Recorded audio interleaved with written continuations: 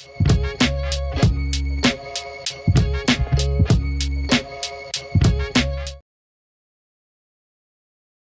మధ్యకాలంలో మనం చూస్తున్నాం చాలామంది ఆపరేషన్ చేసే డాక్టర్లు, మోకాల మీద ఆపరేషన్ చేసే డాక్టర్లు అది పనిగా పిఆర్పి అన్న ఒక టెక్నిక్ చాలా ఫేమస్ అయిపోయింది. కాబట్టి అందరు పేషెంట్స్ కూడాను ఆ ఆపరేషన్ చేసే డాక్టర్ల దగ్గరికి వెళ్ళి, సార్ ఆపరేషన్ గురించి మాకు తెలుసు, మీరు పిఆర్పి చేస్తారా అన్న ప్రశ్నలు ఎప్పుడైతే తలెత్తుతుండడంతో ఇప్పుడు చాలామంది ఈ డాక్టర్లు ఎవరైతే ఆపరేషన్ చేస్తుంటారో ఆ డాక్టర్లు పిఆర్పి గురించి మాట్లాడడం మొదలుపెట్టారు. అంటే ఈ పిఆర్పి గురించి మాట్లాడడం ఏంటంటే, పిఆర్పి గురించి లేనిపోని కొన్ని అపోహలు క్రియేట్ చేయడం, మనుషుల్లో డౌట్లు క్రియేట్ చేయడం. పిఆర్పి పనిచేయదు, 2 సంవత్సరాలు ఉంటుంది, 2 నెలలే ఉంటుంది, ఈ పిఆర్పితో ఏ విధమైన ఉపయోగం ఉండదు, కొంతమంది డాక్టర్లు అయితే పిఆర్పితో ఇన్ఫెక్షన్లు అవుతుంటాయి.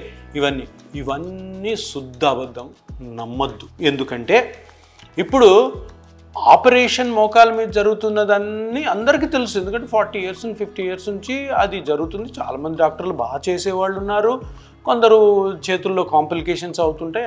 అవన్నీ పక్కన పెడితే ఒక కొత్త ట్రీట్మెంటు, ఈ ట్రీట్మెంటు చిన్న ఇంజెక్షన్తో అవుతుంది. ఇంతమంది ప్రజలు దాన్ని తెలుసుకొని అదే ట్రీట్మెంట్ మాకు కావాలి అని అంటున్నప్పుడు దీని గురించి ఒక విషపూరితమైన ప్రచారం అన్నది మంచిది కాదు. నేను ఆ డాక్టర్లకు ఏం చెప్పట్లేదు, కానీ ప్రజలందరూ మీరు తెలుసుకోవాల్సింది ఏంటంటే, ఇది పెద్ద అపోహ ఏంటంటే పిఆర్పి పని చేయదు, పిఆర్పి కొన్ని రోజులే పనిచేస్తుంది. ఎందుకంటే ఎవరైతే మీరు కావాల్సితే చూడండి వీడియోలో పిఆర్పి గురించి నెగిటివ్గా చెప్పేవాళ్ళు ఒక్క పిఆర్పి కూడా చేసి ఉండరు. మరి చెయ్యకుండా వాళ్ళకి ఎట్లా వచ్చింది ఎక్స్పీరియన్స్?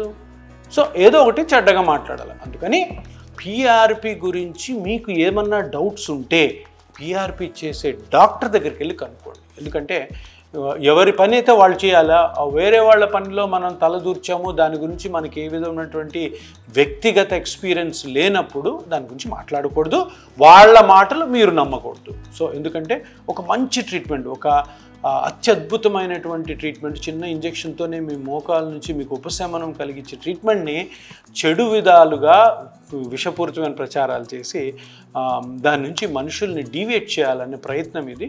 దీనికి మీరు లోన్ అవ్వకండి. అందరూ జాగ్రత్తగా మీకు పిఆర్పి చేయించుకోవాలనిపిస్తుంది అనుకుంటే పిఆర్పి ఎవరైతే ఏ డాక్టర్ అయితే ఎక్కువ చేశారో, ఏ డాక్టర్ అయితే పిఆర్పి గురించి అవగాహన ఉందో, ఎక్స్పీరియన్స్ ఉందో, ఆయన్ని అడిగి కరెక్ట్ ట్రీట్మెంటు, కరెక్ట్ దాని గురించి విశ్లేషణ తెలుసుకొని కరెక్ట్గా మీరు ప్రవర్తించాలి అన్నది నా విన్నపం.